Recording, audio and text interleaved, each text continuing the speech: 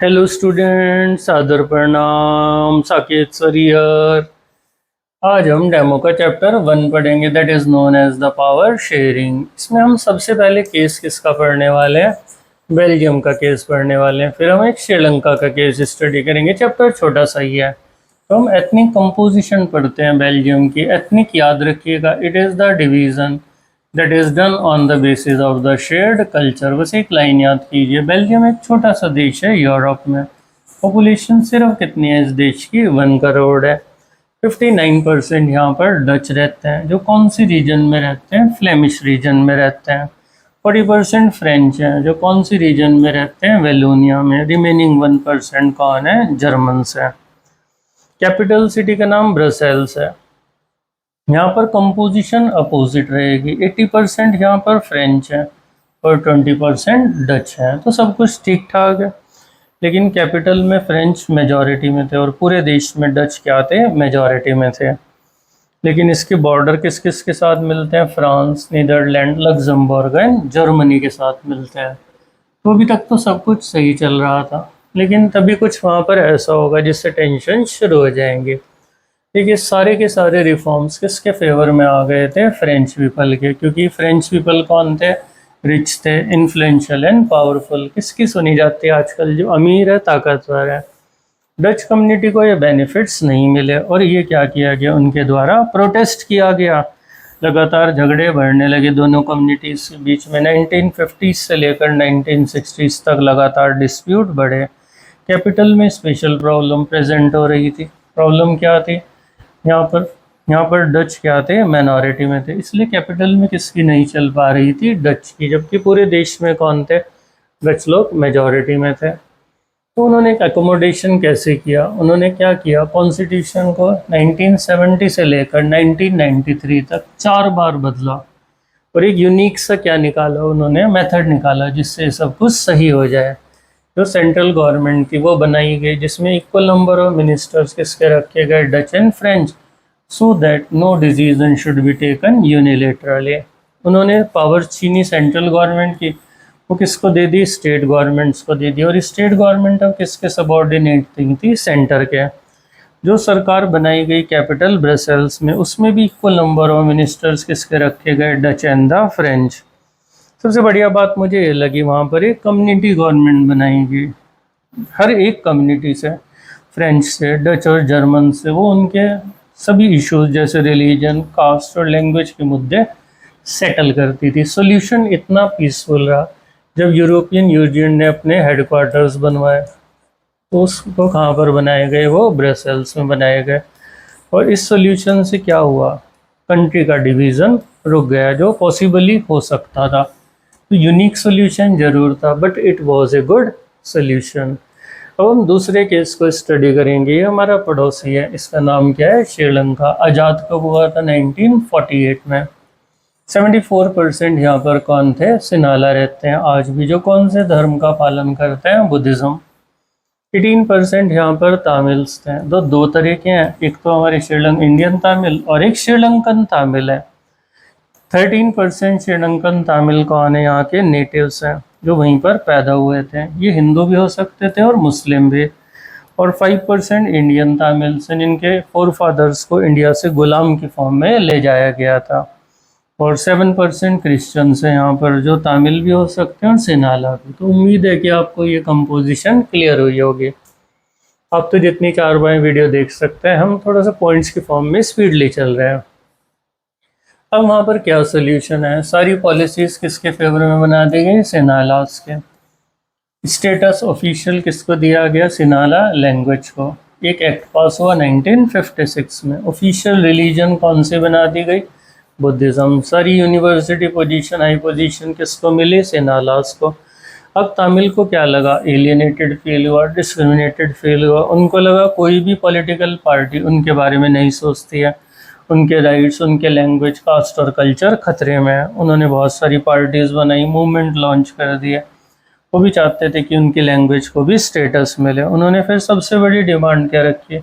हमें ऑटोनॉमी मिलनी चाहिए, इक्वालिटी मिलनी चाहिए एजुकेशंस में और जॉब में। मतलब उनकी भी तो कुछ डिमांड रही होगी, भाई किसके साथ भेदभाव करोगे? ऐसे सही तो नहीं लगता। और धीरे धीरे किसके रिश्ते खराब होने लगे, तामिल और सेनालास के। 1980s में बहुत सारी पॉलिटिकल ऑर्गेनाइजेशन चली, जिसमें सबसे फेमस लिट्टे कहलाती है। It is the Liberation Tigers of Tamil Eelam. और इन्होंने सबसे बड़ी डिमांड रख दी कि हमें एक तमिल एलाम चाहिए, यानी हमारा भी एक अलग स्टेट बना दो। लेकिन सेनालास ने मना कर दिया, और वहाँ पर क्या स्टार्ट हो गई, एक सिविल वॉर स्टार्ट हो गई, हजारों लोग मारे गए। और इस सिविल वॉर ने सबसे बड़ा सेटबैक किसको दिया, डेवलपमेंट ऑफ दिस कंट्री। आज भी श्रीलंका का कोई भी एग्जैक्ट सोल्यूशन नहीं निकल पाया है। अब इसको ध्यान से समझिएगा, प्रूडेंशियल रीजंस पावर शेयरिंग के। जैसे मैं तरीका बताता हूँ उसको याद रखिएगा। सबसे पहले कि आप याद रखिए, ये एक सबसे अच्छा जरिया है जिससे हम किसको रोक सकते हैं, कॉन्फ्लिक्ट्स को रोक सकते हैं अलग अलग ग्रुप्स में। दूसरी बात, जब कॉन्फ्लिक्ट्स होते हैं तो हमारे वहाँ हिंसा होती है, पॉलिटिकल इंस्टेबिलिटी आती है। तो ये एक तरीका है जिससे हम क्या मेंटेन कर सकते हैं, प्रॉपर स्टेबल पॉलिटिकल ऑर्डर। तीसरी बात, अगर मेजॉरिटी की विल हम इम्पोज करें माइनॉरिटी पर थोड़े समय के लिए अच्छा लग सकता है, लेकिन लंबे समय में वो टायरनी या तानाशाही बनती है और देश की यूनिटी खतरे में पड़ जाती है। और जब वो टायरनी दिखाती है मेजॉरिटी, ये किसके लिए खतरनाक होती है, माइनॉरिटी के लिए, लेकिन कई बार ये किसको रुइन ला देती है, मेजॉरिटी का भी। और मेन बात, ये रीजंस किस चीज़ पर बेस्ड होती है, on the careful calculation of the gain और द लॉस। तो इसको आप अगर याद करें तो एक तरीके से याद कर सकते हैं। सबसे पहले पॉइंट को आप याद कीजिए, झगड़े रोकना, क्योंकि ये मुश्किल है तो इसका एक तरीका हमें मिलना चाहिए। दूसरा, सरकार को स्थिर बनाना।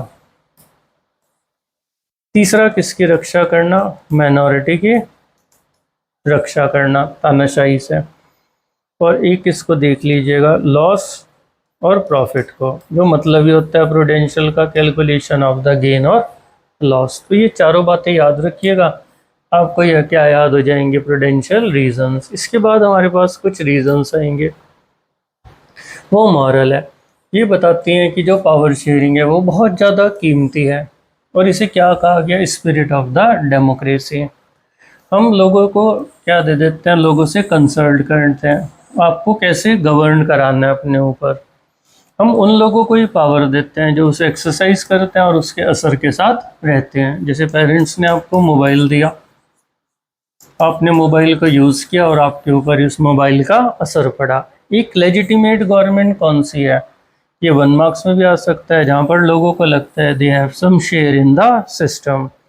और ये एथिक्स पे बेस्ड होती है, ये मॉरल कंसिडरेशन। अब A98 वाले स्टूडेंट्स या A95 वाले स्टूडेंट्स सतर्क हो जाएं। जो प्रूडेंशियल रीज़न होती हैं वो पावर शेयरिंग से हमें क्या दिलवाती हैं, बेटर आउटकम दिलाती हैं, याद रखिएगा। जो मॉरल रीज़न होती हैं वो पावर शेयरिंग को क्या बनाती हैं, वैल्यूएबल बनाती हैं। ये चीज़ें बच्चे मिस कर देते हैं अगर बुक में डिटेल्स ना पढ़ी जाएँ। फिर हम क्या पढ़ेंगे, क्यों आई हमारे पूरी दुनिया में power sharing, what is the emergence of this power sharing. सबसे पहले तो पावर शेयरिंग, ये हमने स्लाइड थोड़ी सी चेंज हो गई, ये आनी थी हमारे पास, what is the emergence of power sharing. Power sharing का आइडिया क्यों आया, ताकि अनडिवाइडेड पॉलिटिकल पावर होनी चाहिए। क्योंकि लंबे समय तक क्या माना जाता था, पावर किसके हाथ में रहनी चाहिए, एक इंसान के हाथ में एक जगह।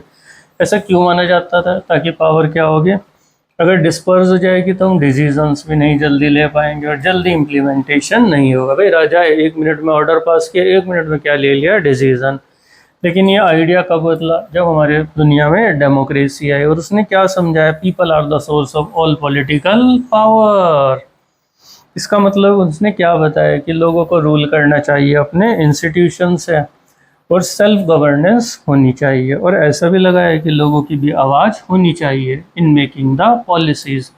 जब से पूरी दुनिया की सोच बदल गई और उन्हें क्या लगने लगा, जब सारी पावर किसके हाथ में होनी चाहिए, लोगों के। अब हम 4 तरह की पावर शेयरिंग पढ़ेंगे। सबसे पहले पावर हम पढ़ेंगे हॉरिजॉन्टल, जैसे लेजिस्लेचर, एग्जीक्यूटिव, जुडिशरी, तीनों को पावर दे दी। इससे क्या फ़ायदा हुआ, ये सेम लेवल पर हैं, सबके पास अलग अलग पावर्स हैं। इससे एक चीज़ और पक्की हो जाती है कि किसी भी ऑर्गन के पास अनलिमिटेड पावर्स नहीं है।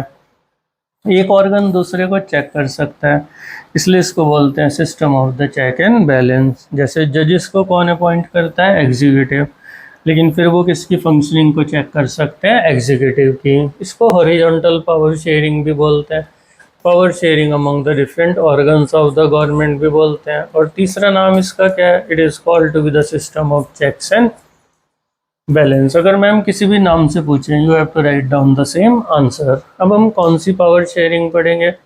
Vertical power sharing. ये सबसे आसान है, जो पूरे के पूरे देश के लिए सरकार बनाई गई, उसको हम क्या बोल देते हैं? It is called to be the central government. और जो स्टेट के लिए, उसको प्रोविंशियल या रीजनल बोल देंगे, स्टेट गवर्नमेंट। पूरे देश की सरकार को क्या नाम दे दिया भाई साहब? Union government. और जो प्रोविंसेस पर है उसको क्या नाम दे दिया? State government. और कॉन्स्टिट्यूशन ने अलग अलग लेवल्स की पावर्स बता दी हैं हमें, और इससे ही हमने क्या किया? लोअर लेवल्स भी बना दिए, जिसमें हमारे पास लोकल लेवल में म्यूनिसिपैलिटी आ जाती है और साथ में क्या आ जाती है? पंचायत आ जाती है। तीसरी तरह की पावर शेयरिंग बच्चों को कम याद रहती है। पावर शेयरिंग सोशल ग्रुप्स के बीच में कर दी हमने। कौन कौन से ग्रुप्स को पावर दी? रिलीजियस ग्रुप्स को power the and the linguistic groups. जैसे कम्युनिटी गवर्नमेंट कहाँ बना दी? बेल्जियम में। इंडिया में भी हमें क्या मिलती है? रिजर्व्ड कॉन्स्टिट्यूंसीज मिलती है। अब मैम पूछेंगे ऐसा क्यों किया, तो याद रखिएगा ऐसा क्यों किया गया, ताकि माइनॉरिटी कम्युनिटीज़ को भी लगे हमारा कुछ शेयर है इस पूरी पावर में, और वो क्या ना फील करें, they didn't feel like the aliens. और सबसे लास्ट में पहुंच जाएंगे तो हमारे देश में पावर्स किसके बीच में बांटी गई है? पॉलिटिकल पार्टीज, प्रेशर ग्रुप्स और मूवमेंट। अलग अलग पार्टीज कॉम्पीट करती हैं ताकि उन्हें पावर मिल जाए। इससे फ़ायदा क्या होता है? Power does not remain in the hands of one party और पर्सन। कई बार सिंगल पार्टी को मेजॉरिटी नहीं मिलती, दो तीन पार्टीज मिलकर क्या बना देती हैं? कोलिशन गवर्नमेंट बना देती हैं। डेमोक्रेसी में अलग अलग प्रेशर ग्रुप्स मिलते हैं, जैसे वर्कर्स, ट्रेडर्स, बिजनेसमैन, इंडस्ट्रीज अपने ग्रुप बनाते हैं और सरकार के ऊपर क्या लगाते रहते हैं? प्रेशर लगाते रहते हैं। और हम क्या कर सकते हैं डेमोक्रेसी में? हम अलग अलग मूवमेंट भी लॉन्च कर सकते हैं ताकि हमारी प्रॉब्लम्स का कुछ रिजोल्यूशन हो। आप भी क्या कीजिए? कोई मूवमेंट चला सकते हैं ताकि आपकी भी प्रॉब्लम्स का क्या निकले? सोल्यूशन। और लास्ट में 3 डेफिनेशंस आ जाएंगी। एथनिक क्या होता है? It is the division based on the shared culture. Ethnic किसको कहा जाता है? जो डिवीज़न किस पे बेस्ड होता है? शेयर्ड कल्चर पर, जो मैंने आपको शुरू में भी समझाया था फर्स्ट पेज पर। और जो पीपल बिलोंग करते हैं सेम एथनिक ग्रुप को, वो बिलीव करते हैं उनका डिसेंट सेम है, चाहे फिजिकल टाइप है और उनके कल्चर सेम हो। ज़रूरी नहीं है कि उनके रिलीजन और नेशनैलिटी सेम हो। मेजोरिटेनिज्म क्या कहता है? मेजॉरिटी किस पे रूल कर सकती है? माइनॉरिटी पर, disregarding the will of the majority, जैसा श्रीलंका में हुआ था। Disregarding the will of minority, sorry. Civil war, एक कॉन्फ्लिक्ट हमें देश में देखने के लिए मिलता है जहाँ 2 ग्रुप झगड़ा करने शुरू कर दे, 3 ग्रुप झगड़ा करें, और झगड़ा इतना बढ़ जाता है कि वो किसके जैसा लगने लगता है? लड़ाई के जैसा लगने लगता है। Now the chapter is complete. Thank you very much.